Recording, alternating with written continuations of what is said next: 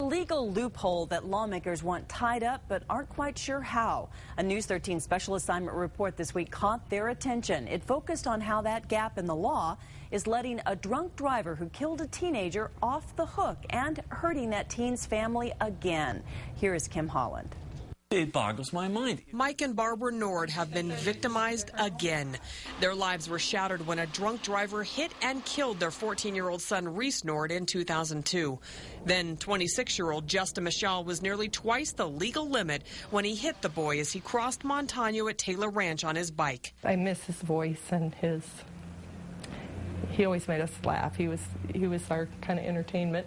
A jury found Michelle guilty of vehicular homicide. He served 3.5 years in prison, and a judge ordered him to pay $15,000 in restitution to the Nords over the course of 25 years. For 2 years after he got out of prison, Michelle made monthly payments totaling $750. But in December, his 2 years of parole ended, and he stopped paying the Nords. Since he's off parole, the state can't make him pay. The Nords would have to sue to go after the money. I think that this case really highlights a loophole that we're going to need to study and see how we can rectify it. State Representative Al Park is the chair of the House Judiciary Committee. He says paying restitution is part of a sentence, and criminals shouldn't be able to get out of it. It's too late to introduce legislation in this session, but Park says he plans to get other lawmakers with legal expertise together to come up with a solution.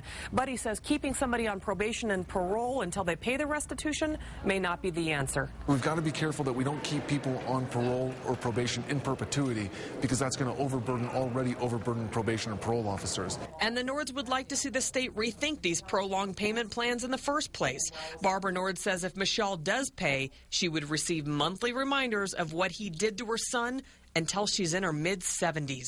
Which to me is unreasonable, that as a victim, I am going to be victimized for another 24 years. Kim Holland, KRQE News 13.